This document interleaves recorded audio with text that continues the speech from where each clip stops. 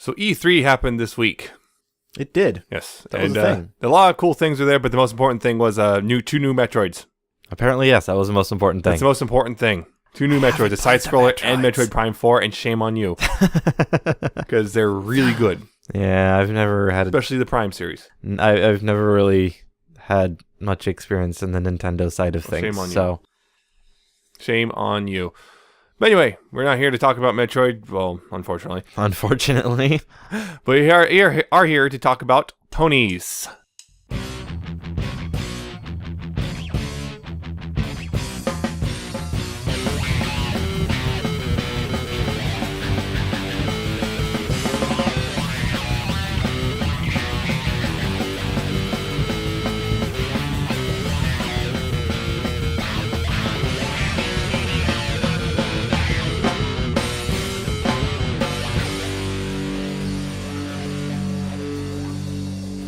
Yes, Pony 411. This is episode 184 for the week of June 18th, 2017.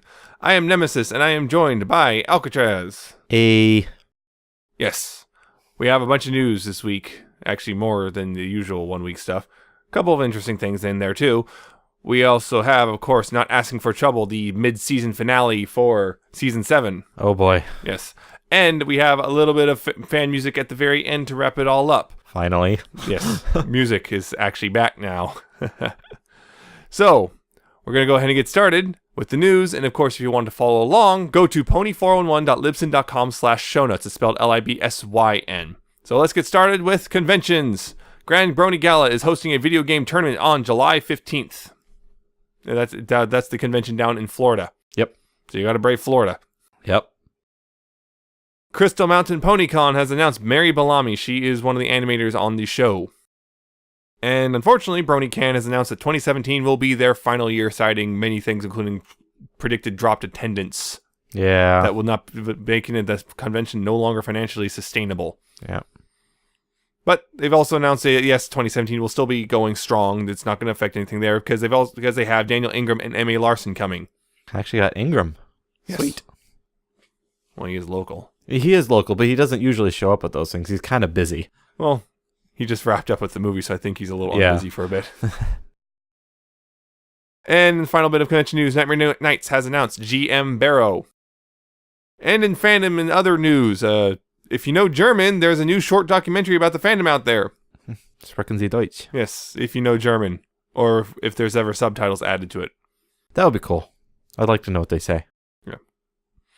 And Ponies at Dawn Guardians is releasing June 23rd. It'll premiere on Ponyville FM and it's available for pre-order. Yep, it's like $1 for pre-order, and once it goes live, it's pay what you want.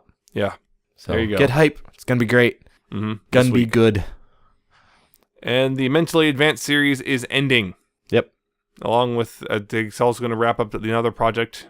Yeah, eventually. That one's still going to go for a little bit, but... Basically, the reason was lost interest in the show. That's it. Alas. Yep. And there's a Pixel Pony creator out, and it's for a game called Main Quest. Yeah, I play with the Pony Creator. It's a thing. Yes, Pixels. It's nice, but kind of limited. But it is a bit limited. It's also new. It might get expanded later. Maybe. And a new pony game has been announced called Starved for Light. Yes, that one looks interesting. That caught my eye. It looks very interesting. Yeah, they pointed out, yes, it does look a lot like Limbo art style-wise, but it's not Limbo in what was that, gameplay. Ori? Was the other one it was very similar to? Yeah. Ori, which just got a sequel announced. Yes. They said its gameplay E3. style is more like Ori, and artistically it's more like... Limbo. Yeah, it's inspired. Yes, but also there's some very significant differences. Yeah, it's inspired by MLP, so they don't get hit with cease and desists. Yeah. Yep. So hopefully that will come out, because that looks very interesting. It does. I will definitely be keeping an eye on it. They're going to be opening a Patreon, I believe. I think have they already? They either did or are about to. I can't remember. Patreon, and its new Pong logo. Yes. Yeah, looking for financial support to help hire more people, because that's what they're looking for. And also, pay their bills. And, pay their bills and make it so they can actually work on it. Not starve themselves to death, because then the game will never come out, and that's bad. That is bad. Also, someone would die. That's also pretty bad. Anyway, NIA Path of Light has gotten a new teaser trailer because, well, it did get resurrected. So It did. This is just to celebrate that. Yay. In merchandise news, still with games though, the Gameloft MLP game has got a new update and it's mostly CMC themed and apparently has button mash in it too.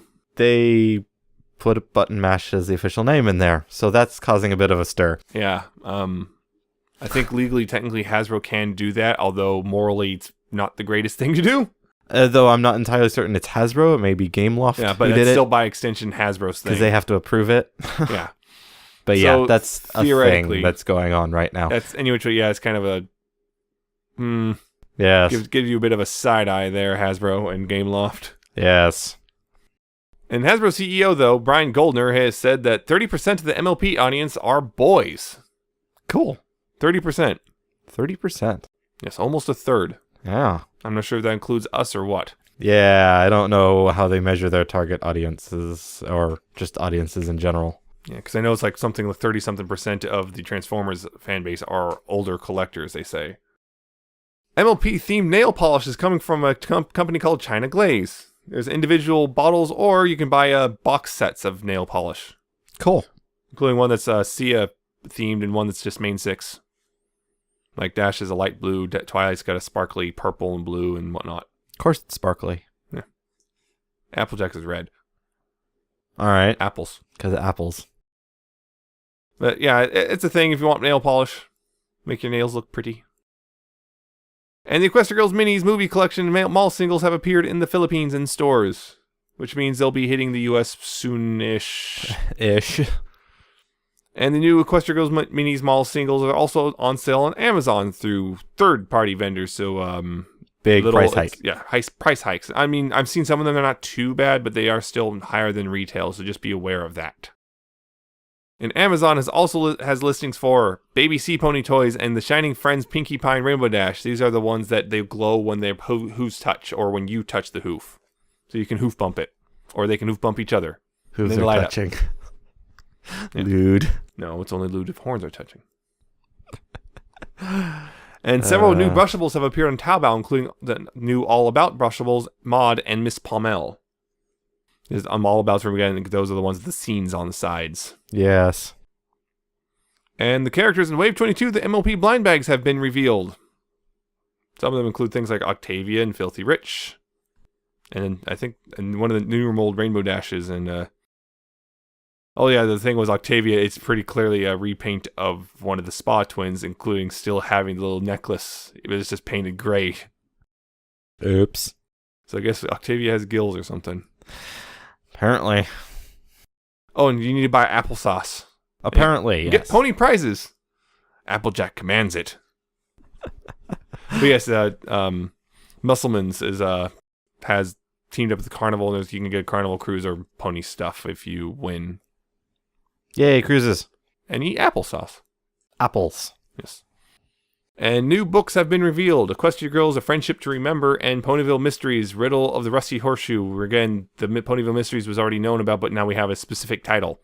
And we also have synopsis for that one. Join the community art crusaders, Sweetie Belle, Apple Bloom, and Scootaloo, as read mysteries, legends, ghost stories, and every other kind of tale that make a main stand on end. From Ponyville school classmates to Rainbow Dash to the Princess of the Night herself, you never knew who else or what else awaits as they set out to solve seeming supernatural mysteries around Ponyville.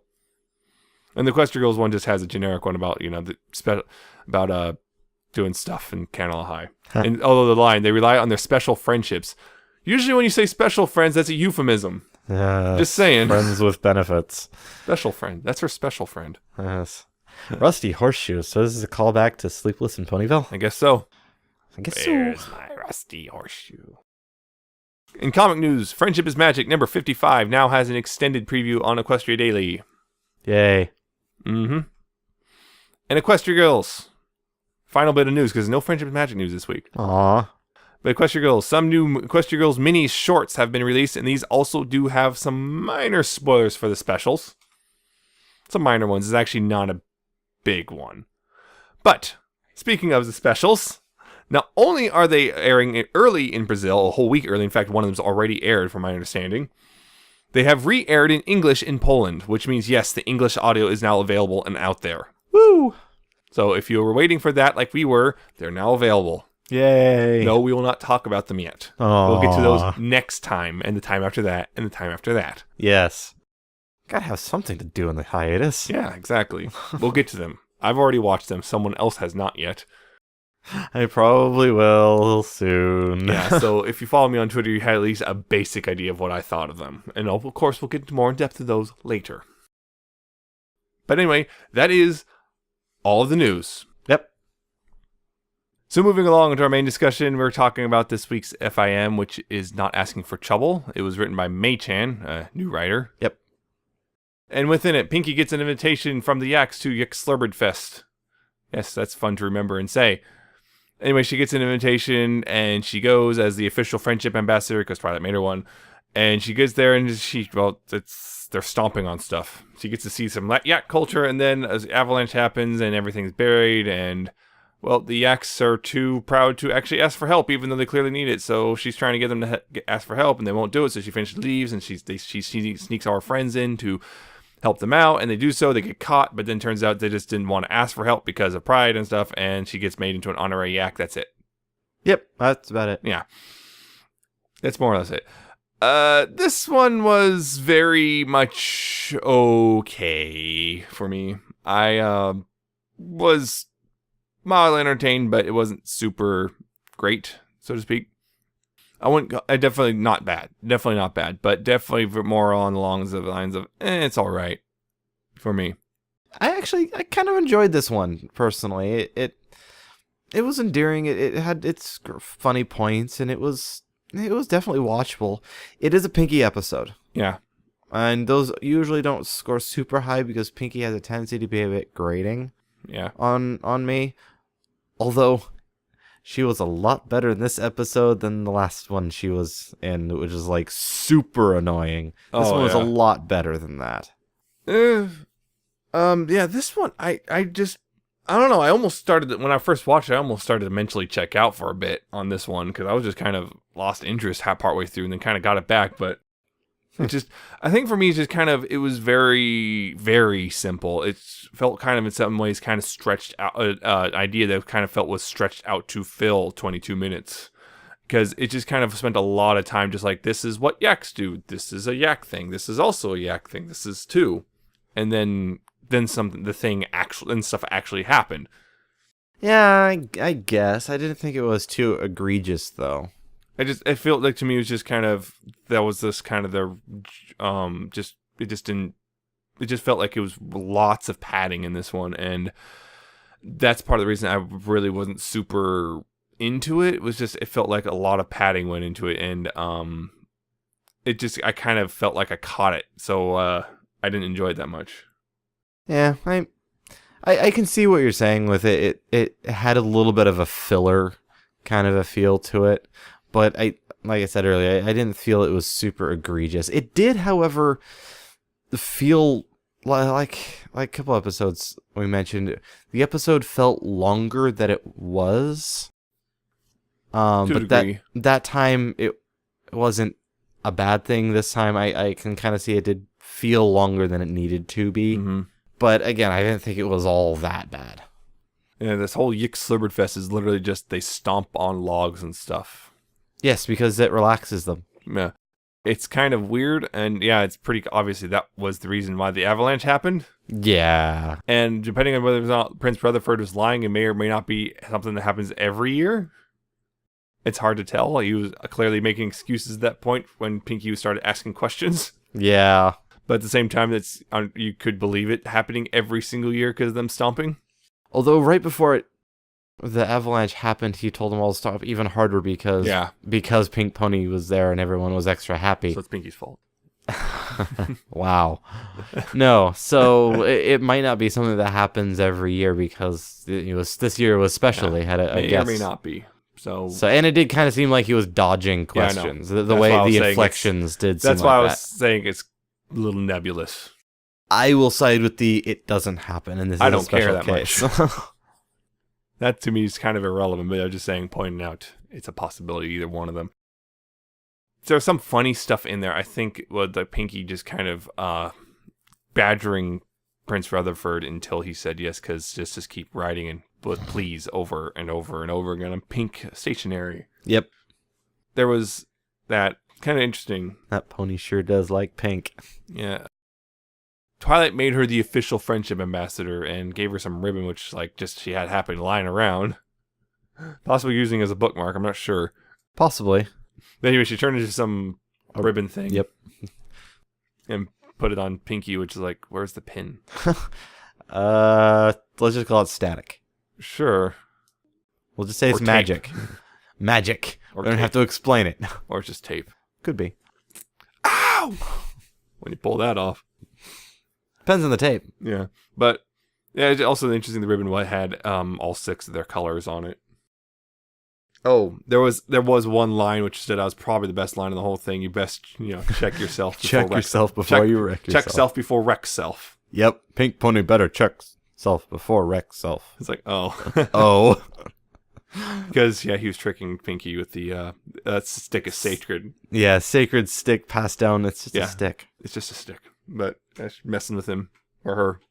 He was messing with her, but yeah. So I think that's right about then, right after that stomping, that's when we just like we're showing around like here's the beds, here's the food, here's the music, and It was world building. in a sense, but it's It was also world kind building. of It a was very giving us- plain way of doing it. It was a bit And repetitive. yeah, it was a bit plain, but it does give us some lore to work with. Yeah, although the yaks I don't think the yaks are super popular in the fandom just because I don't it's know. kind of They might be. I haven't seen a lot like about them I haven't in seen general in fan work. It might just be because we didn't have a lot to work with. Now we have a little bit more. We might do something. That doesn't ever stop this fandom. This is true. But I don't know. We might see We more. took a character who sat on a bench and just made this whole gigantic backstory for them. So I still haven't read that. not having a whole lot to work with does not stop us ever. So I think it's just generally just not interested. Maybe. I don't know. I can't speak for others. Yeah, and it was kind of like crazy though that the yaks were so stubborn about this whole not asking for help and proud about not asking for help that they're willing to just endure sleeping on the snow for months possibly. And not eating any food. Just Snow water. does not count as food. No, it's just water. Which, yeah, you need it to survive, but You need food as well. yeah.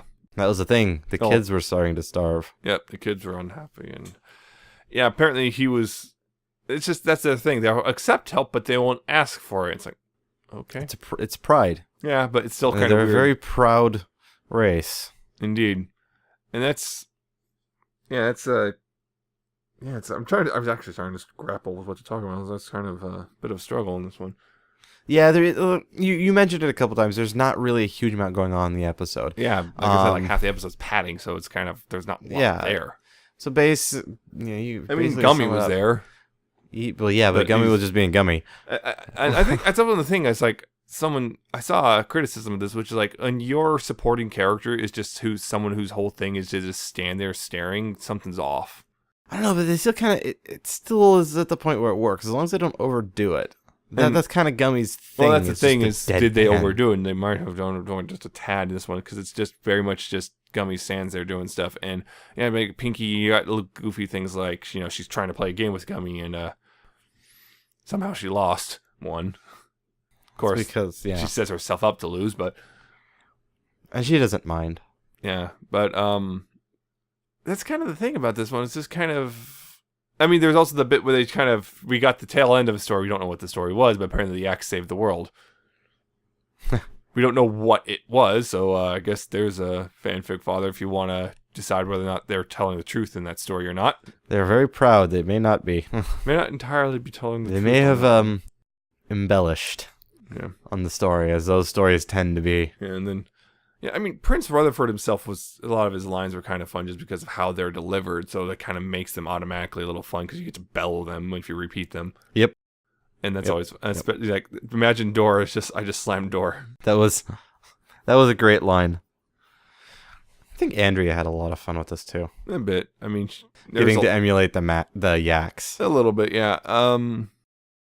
It was also interesting that kind of the covert friendship mission. Yes. And of course, you just kind of opening the door because open by having guys dash go on the other side, Just like unlock it, I guess, or just- push it or something. go around. Just go over it. Yeah. Granted, not all of them could go over it, except Pinky was trying to go over it. Yes, well, that's why Dash just flew.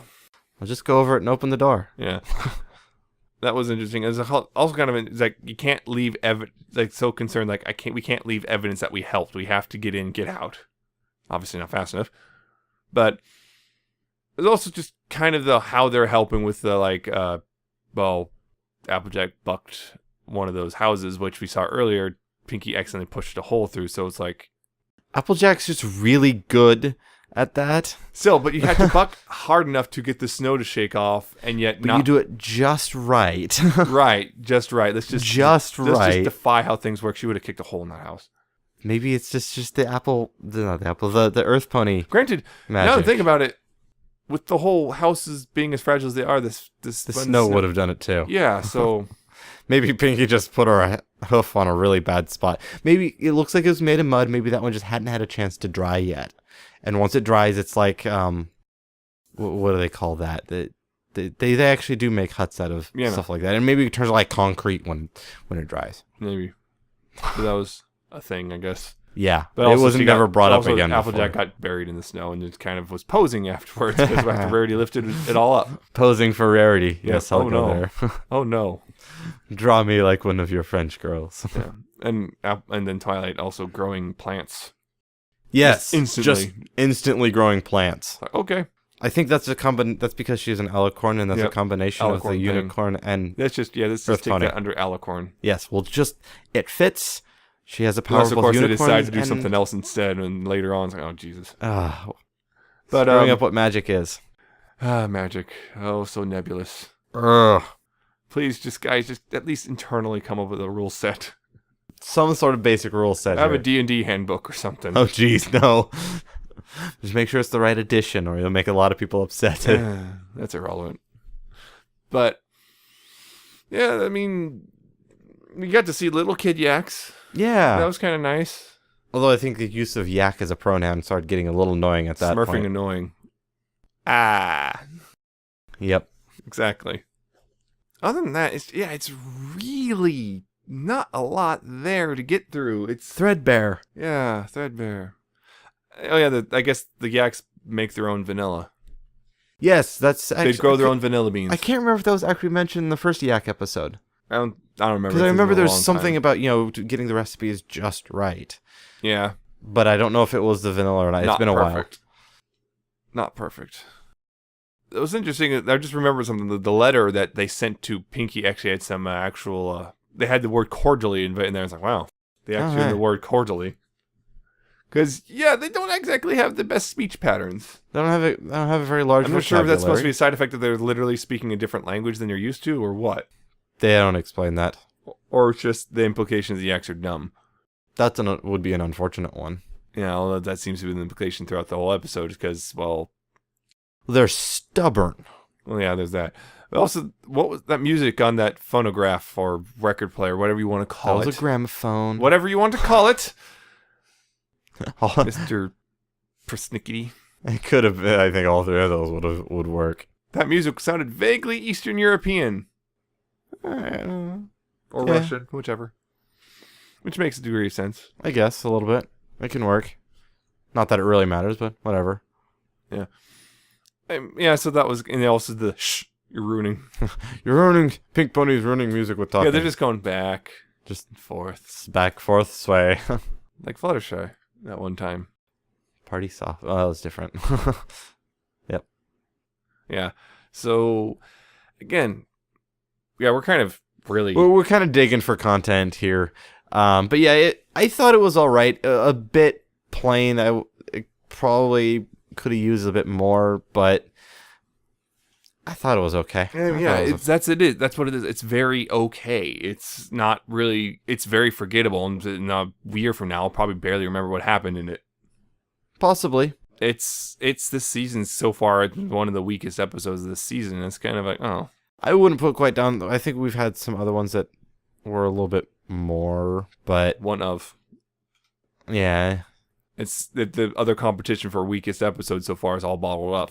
That was for a completely different. Yeah, that was for different circumstances. Though. That was a different sort of why that's weak is more or less Trixie was awful. And that was also kind of broke a lot of things regarding magic. Again. Yeah. But this one was just kind of like it's very forgettable. And that's kind of its problem, really. Yeah. And that's why this one is probably in the runnings for me, probably the weakest so far of the season. But we'll see what happens. Hopefully this is one of the only low points of the season. The rest, the other half does better. Yeah. Because this is our mid-season finale. It's going to be a bit before we see more episodes of Friendship is Magic. Because, well, we do have Equestria Girls stuff coming up, don't we? Yes, we do. Well, of course, that's for those of us who resisted the Polish. Yes.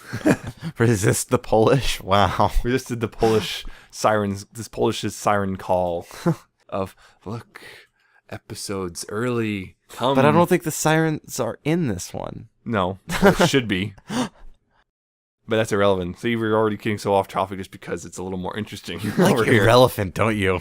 Oh. You like that word. That's irrelevant. That's irrelevant. That's irrelevant. It's because you're irrelevant. Your mom's irrelevant. Yes, she is to this particular conversation. So, yeah, that's more or less it. I mean, there's not much more. At this point, we're just kind of going to repeat ourselves again. So, it was okay. It was all right. I think I liked it better than he did, but that's that. It's not going to be my favorite. Yeah, so that's it. So, we're going to move on now. Yep. So, we are now moving on to fan content. No fanfic from me. But first, we have music from Alca7raz. Yes, I'm finally breaking my 2-week streak of nothing. That all came back all at once. I had a bunch of them to go through. But I narrowed it down to 3 this week. We'll start out with yaks. I think that's how you pronounce that. I don't know. Correct me if I'm wrong, please. Daybreaker, the Solar Empress.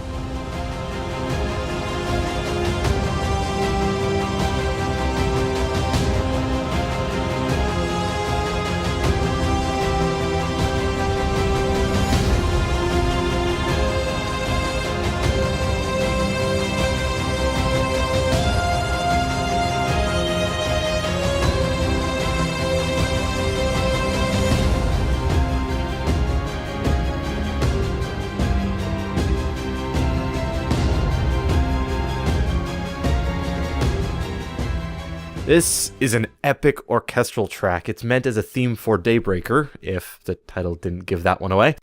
No. I like this one. Pumpkins. Really? Huh, I guess you could get that. Yeah, heavy drums and epic strings. I really like that. It gives us sort of a conquering sort of a feel to it that really fits the character it's meant to be around. Also, I really like that mellow outro with the thunder that it did. That was really cool. It's it's part of a composer's challenge between yaks, Elias Frost, and Stream Explorer. They each did a song for this character, so check those out too. I like that little vocal bit at the beginning as well. It is very epic and driving in its sound, which conquering as you said, and subdued ending that was very interesting. Boom, and then very quiet. Yep, that it drops into this mellow, almost sad, not quite, and then you get the thunder and stuff like that. Very good outro. Yep. Makes you think of a castle siege. Yes. Hail the conquering hero. No, but the dark evil conquering, which is perfect. Yeah. Anyway, next one. This is TCB's Nothing Is Forever, remixed by Haiti.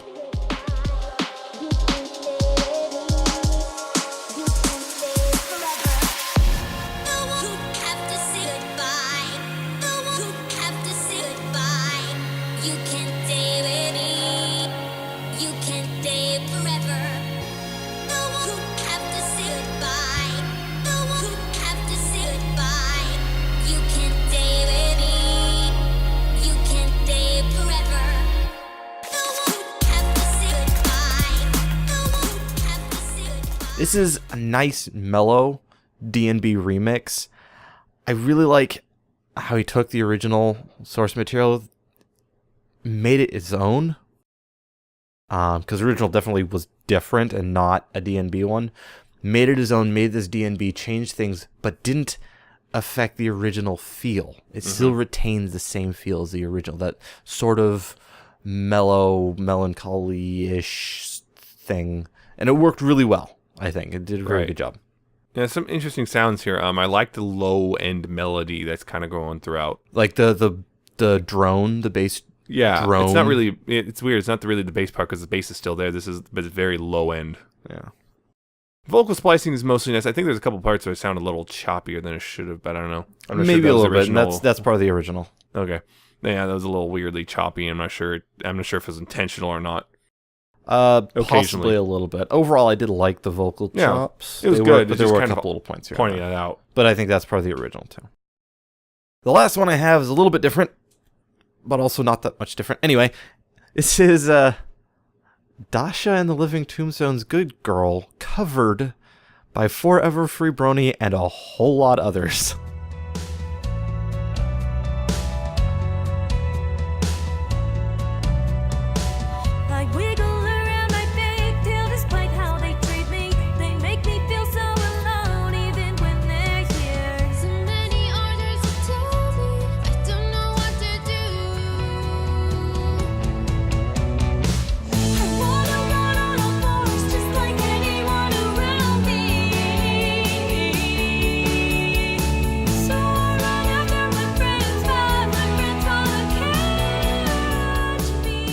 Yeah, it's a cover of a very old song. If you remember, like Living Tombstone hasn't been the fan for a while, but yeah, this was done by Forever Free Brony, at least the instrumental parts. But they got together a whole bunch of fandom singers to do the vocal parts. Getting that many singers together and getting them all of those parts put together and recorded and stuff like that is a lot of work, and they did a very good job. I think it worked really, really well. Yeah, there was a bit in the beginning too. Also, like there's some organ stuff. Those are also pretty cool. That was not in the original. I know that. Yeah. Using multiple singers was actually really well done. I really like how it was done. Just kind of switch overs and stuff. Yep, well-timed switchovers. Yeah. It's transitioning singers. So having one part done by one singer and having the next singer do the next part and actually having it fit well. It's really, really hard to get multiple people to get the transitions like that. Yeah. Also, there's some good guitar work in it too. Yeah. I heard that. Especially there's some bits at the end that was really interesting regarding the guitar. But yeah, so it was actually a really good one. I remember liking the original a lot. That's there. Great job. Yeah. Good job. Yeah, so fanfiction-wise, like I said, there is not a new one. I read several, but didn't want to drop a long one on you right on Saturday night. Oh, no. I was kind of busy anyway. Yeah, exactly. You wouldn't have been able to read it. So, yeah, but there was an update. Enchanted Library, yes, did update again. Even though it's technically... The book one is over, completed, but dropped in an interlude bit, end of book one, and it's just basically the bit where Rarity, between when Twilight chased Rarity out and came out of the library herself, or Rarity moved away, and that's a little bit about that, more or less. Fills in that little gap. Just a small gap, not a whole lot of there, but it's still nice to see. Yep. And that's all, and I'm pretty sure at this point that won't be updating for a little while. We'll watch you get proved wrong. Yeah, get proven wrong. Maybe I'm trying to do that intentionally. Do it, please. I just want more to read. Yeah. So... yeah, that's all. So, yeah, that's that. So this is very short episode because, well, the FIM episode wasn't super in-depth. Yeah. This week, alas. Alas, such is life. Yes, but if you did like this, you can also listen to past and future episodes on pony411.libsyn.com. That's, again, LIBSYN. You can also go to youtube.com/pony411, like, comment, and subscribe there. Or... you can go to iTunes and search for Pony411. You can go to Google Play and search for Pony411. Or you can go on Stitcher or its iOS or Android apps and search for Pony411 and subscribe on all those places and review and all that jazz. Cool? Cool. Jazz hands. Oh, right. And also, you can find us on ponyvillelive.com. That's the YouTube version, so it's just updates there, so you can just check that out as you need to. And that's also where, speaking of YouTube, that's where we put our reviews. We can just finish up a big, long thing of all the mall singles if you're thinking about looking at those, including some of those new characters like, Muffins, Trixie, Roseluck, Sweetie Drops, and Dash and Twilight, even though they're not new. No, they're not new.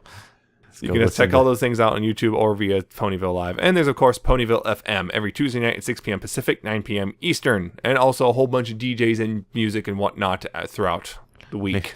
Maybe we'll hear Sleepy Pony drop another mix. That was And as we mentioned in the news, this is where the Ponies at Dawn album will be premiering. Yes. With a big old party. Yes. That's going to be fun. So check that out. Anyway, if you want to, contact us via social medias, you can do so by email, pony411podcast@gmail.com. Comments, criticisms, questions, long things. Tell me why I'm wrong about this episode being kind of mediocre. Whatever. Or tell me I'm right.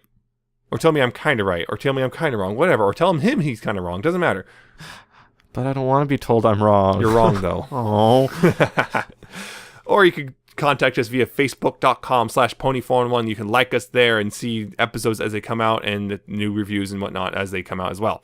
You can do that. Or Twitter. We're at pony411. We post stupid jokes and gifs and whatnot. Yes, butts. Exactly. Butts. That is all. Butts. Or you can follow our personal Twitters. I'm at Nemesis Prime 1, and he is Alcatraz with a 7 instead of a T and the underscore at the end. I've been tweeting about, I released some Transformers reviews, and I watched the Equestria Girl specials, and I put as spoiler-free as I could, mini review on Twitter. And I've been mostly silent, although I'll be having a birthday soon, so that might cause me to do more. Oh, no. I'm going to be a geezer next time you hear me. Oh, no. Anyway, that is that. That is the end of this half of the season, although not really. It's half, but not it's half. Almost half. Anyway, we've reached the end of this part of the season. Next week, we will be talking about the first Equestrial special, and that is Dance Magic. And watch the Australian will drop. We won't be talking about those. If they do drop, we will not talk about those until the U.S. airing, so don't worry about that.